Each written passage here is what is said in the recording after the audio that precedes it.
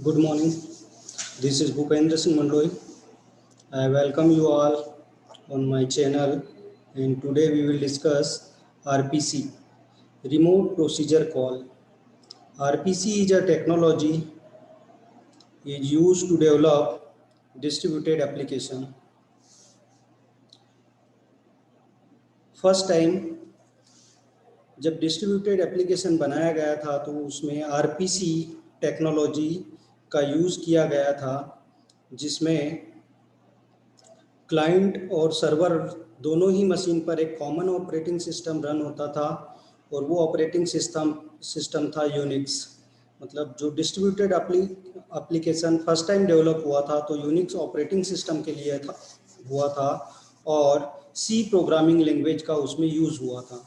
तो क्लाइंट और सर्वर पर जो भी डेवलपर प्रोग्रामिंग कर रहे थे उन लोगों को न तो प्लेटफॉर्म इंडिपेंडेंस का टेंशन लेना था, they don't worry about the platform independent or OS related programming, they don't worry about the programming language because both the end C language was used to develop distributed application। Client की machine पर सी language में programme call हो रहा था, server machine पर जो services available थी वो भी सी लैंग्वेज में लिखी हुई थी। तो क्लाइंट मशीन और सर्वर मशीन पर यूनिक्स ऑपरेटिंग सिस्टम था, प्रोग्रामिंग लैंग्वेज सेम था, सी प्रोग्रामिंग लैंग्वेज। तो उस समय केवल नेटवर्क कंफर्टेबल फॉर्म या नेटवर्क से रिलेटेड सर्विसेज का प्रॉब्लम था, जो कि आरपीसी जो टेक्नोलॉजी है और आरपीसी रन टाइम जो टेक्नोलॉजी है इसके through network related services developers को अवेलेबल हो गई, जिससे वो डिस्ट्रीब्यूटेड एप्लीकेशन को इजीली डेवलप कर पाए। तो डिस्ट्रीब्यूटेड एप्लीकेशन में आरपीसी के थ्रू अगर आप जा रहे हैं तो आपको ध्यान रखना है कि यहाँ पर यूनिक्स ऑपरेटिंग सिस्टम था, सी लैंग्वेज का यूज़ हो रहा था और जो नेटवर्क सर्विसेज अवेलेबल करवाने का काम था वो आरपीसी कर रहा था। ओके, तो आप लोगों को एक क्लियरिटी आ गई होगी। जब ये लेक्चर कंप्लीट हो जाएगा तो आपको आरपीसी के बारे में कंप्लीट नॉलेज आ जाएगा।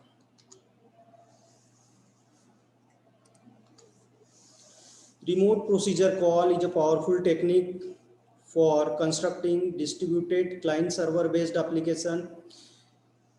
जो आपका डिस्ट्रीब्यूटेड एप्लीकेशन है वो क्लाइंट सर्वर टेक्नोलॉजी को फॉलो करता है। क्लाइंट रिक्वेस्ट सेंड करता है सर्वर को, सर्वर उसका रिस्पॉन्स देता है, अगेन क्लाइंट रिक्वेस्ट कर सकता है सर्वर को, सर्वर अगेन उस रिक्वेस्ट का रिस्पॉन्स सेंड बैक कर सकता है क्लाइंट को। It is based on the extending the conventional local procedure calling so that the called process or procedure need not exist in the same address space as the calling procedure. The two processes may be on the same system or they may be on different system with a network connecting them. Remote procedure call में client machine पर जो function call हो रहा है उसका definition server पर या different processor पर या डिफरेंट एड्रेस स्पेस पर अवेलेबल होता था, वो भी सी लैंग्वेज में होता था। तो यहाँ पर लैंग्वेज का कोई प्रॉब्लम नहीं था, यहाँ पर दोनों ही मशीन पर सेम ऑपरेटिंग सिस्टम था, सेम प्रोग्रामिंग लैंग्वेज थी, लेकिन दोनों ही मशीन पर नेटवर्क रिलेटेड सर्विसेज अवेलेबल करवाने के लिए क्लाइंट मशीन पर भी आरपीसी रन टाइम एक प्रोग्राम रन होता था और सर्वर मशीन पर भी एक RPC run time program run होता था जो नेटवर्क से रिलेटेड सर्विसेज अवेलेबल करवाता था।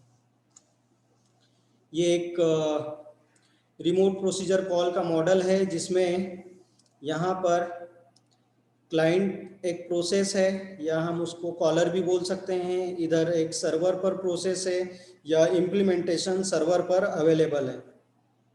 तो यहाँ पर सबसे पहले जब सर्वर हमेशा रन रहेगा या रनिंग मोड में रहेगा, जैसे ही सर्वर को कोई रिक्वेस्ट रिसीव होगी तो सर्वर उस चीज़ को या उस रिक्वेस्ट को कैलकुलेट करने के बाद जो भी रिजल्ट जनरेट होगा उसको क्लाइंट को वापस सेंड बैक कर देगा। तो यहाँ पर अगर हम देखें तो आरपीसी के केस में जैसे ही क्लाइंट कोई रिक्वेस्ट भेजता है तो उस क्लाइंट एंड पर जितनी भी सर्विसेज हैं वो सारी सस्पेंडेड हो जाती है या क्लाइंट मशीन वेटिंग मोड में चली जाती है।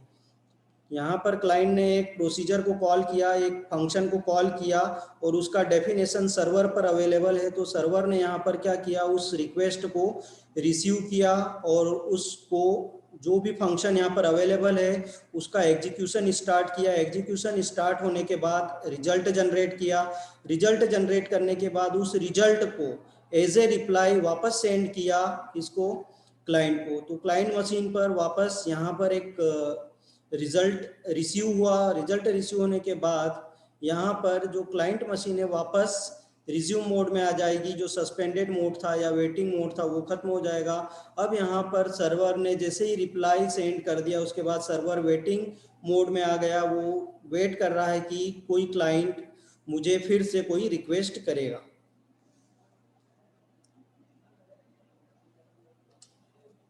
RPC is especially well suited for client-server interaction in which the flow of control alternates between the caller and callee। मतलब जो क्लाइंट है वो रिक्वेस्ट सेंड करेगा और उस रिक्वेस्ट को सर्वर रिसीव करने के बाद सर्वर रिस्पॉन्स सेंड करेगा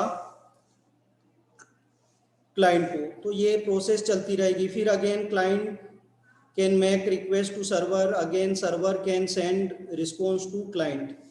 Conceptually, the client and server do not both execute at the same time.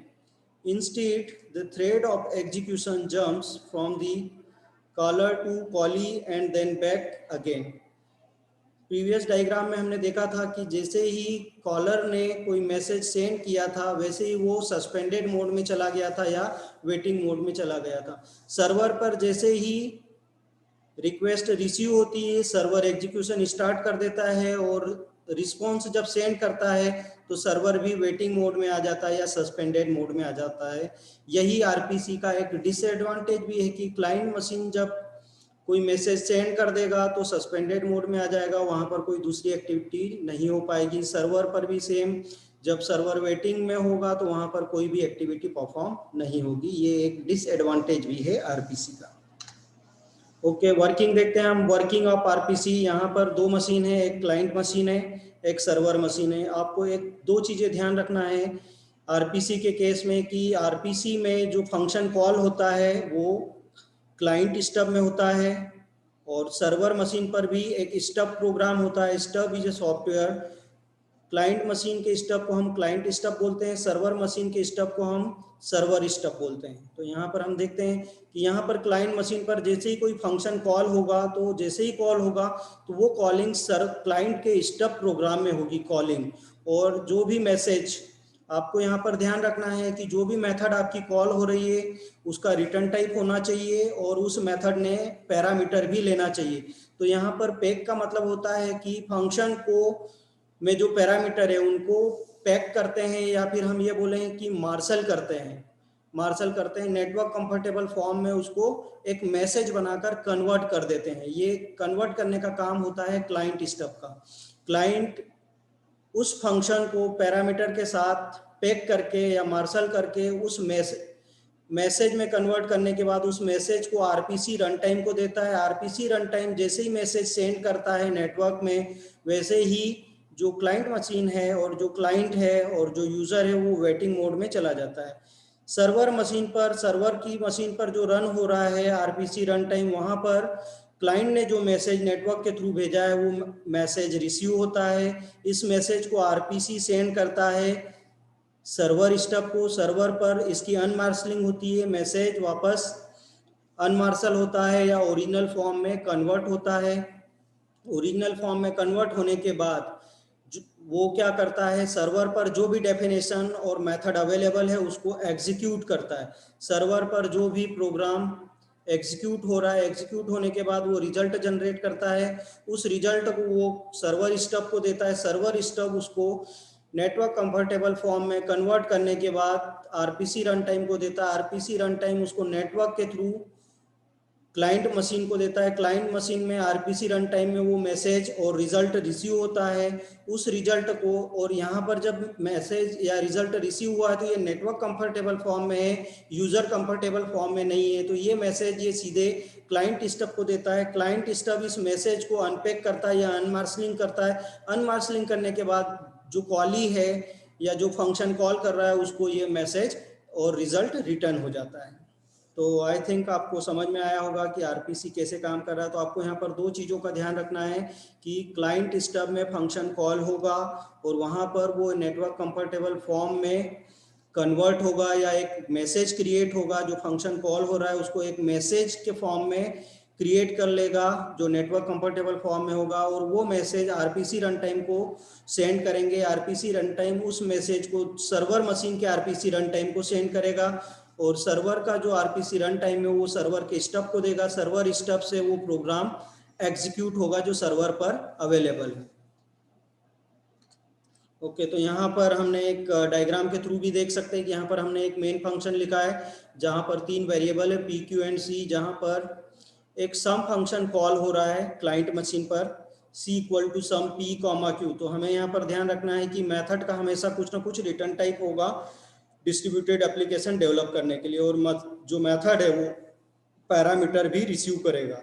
तो यहाँ पर ये जो सम फंक्शन है क्लाइंट स्टब, ये जो बॉडी है ये क्लाइंट का स्टब प्रोग्राम है। ये जो फंक्शन सम है ये यहाँ पर कॉल होगा और एक message C equal to sum comma P comma Q किसी भी टाइप के जो भी इंक्रिप्शन टेक्नोलॉजी का यूज़ किया होगा उस फॉर्म में कन्वर्ट होने के बाद ये मैसेज आरपीसी रन टाइम को सेंड हो जाएगा।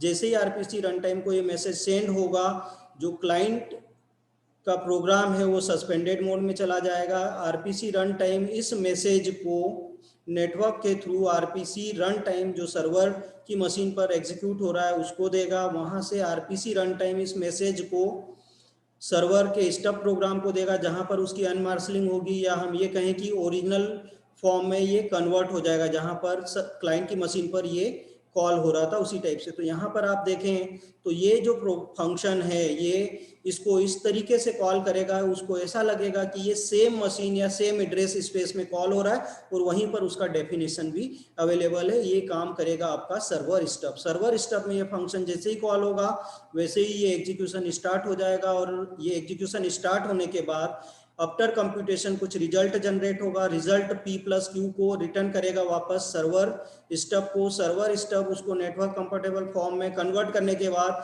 सेंड बैक करेगा आरपीसी रन टाइम को। आरपीसी रन टाइम उस मैसेज को नेटवर्क के थ्रू फिर से क्लाइंट मशीन पर जो आरपीसी रन टाइम रन हो रहा है उसको देगा। आरपीसी रन टाइम उस मैसेज को क्लाइंट स्टब को देगा। क्लाइंट स्टब उस रिजल्ट को अनमार्शल करने के बाद जहां पर फंक्शन कॉल हुआ है उसको रिटर्न कर देगा। इस तरीके से ये डिस्ट्रीब्यूटेड एप्लीकेशन काम करता है। यहाँ पर हम और भी अच्छे तरीके से इसे देख सकते हैं कि क्लाइंट मशीन पर मेन फंक्शन के अंदर सी लैंग्वेज का कोड है। मेन फंक्शन में एक सम फंक्शन कॉल हुआ है और उसकी वैल्यू सी में रिटर्न हो रही है। एक मल्टीप्लिकेशन फंक्शन कॉल हो रहा है जिसकी वैल्यू डी में रिटर्न हो रही है। पी और क्यू यहाँ पर दो पैरामीटर है। तो यहाँ पर हम देखें कि क्लाइंट मशीन पर यूनिक्स ऑपरेटिंग सिस्टम है, सी लैंग्वेज का यूज हो रहा है और आरपीसी रन टाइम यहाँ पर अवेलेबल है। सर्वर मशीन पर अगर देखें हम तो यूनिक्स ऑपरेटिंग सिस्टम रन हो रहा है, सी लैंग्वेज का यूज हो रहा है, आरपीसी रन टाइम यहाँ पर भी अवेलेबल है। दूसरे सर्वर पर जो सर्विसेज अवेलेबल है सेम सर्वर पर भी यूनिक्स ऑपरेटिंग सिस्टम रन हो रहा है, सी लैंग्वेज का यूज हो रहा है, आरपीसी रन टाइम यहाँ पर भी है। तो जो क्लाइंट की मशीन पर आरपीसी रन टाइम है, सर्वर की मशीन पर जो आरपीसी रन टाइम है, ये आपस में कम्युनिकेट करते हैं। यहाँ पर आरपीसी प्रोटोकॉल का यूज होता है। तो यहाँ पर सम फंक्शन का डेफिनेशन डिफरेंट एड्रेस स्पेस पर अवेलेबल है। तो सेम ऊपर जो हमने देखा client stub and server stub का यूज करके इनका एग्जीक्यूशन होगा। रिजल्ट जनरेट होने के बाद आफ्टर कैलकुलेशन ये क्लाइंट को रिसीव हो जाएगा। इस तरीके से डिस्ट्रीब्यूटेड एप्लीकेशन काम कर रहा है। क्लाइंट मशीन पर फंक्शन केवल कॉल हो रहे हैं, सर्वर मशीन पर इनका इम्प्लीमेंटेशन अवेलेबल है।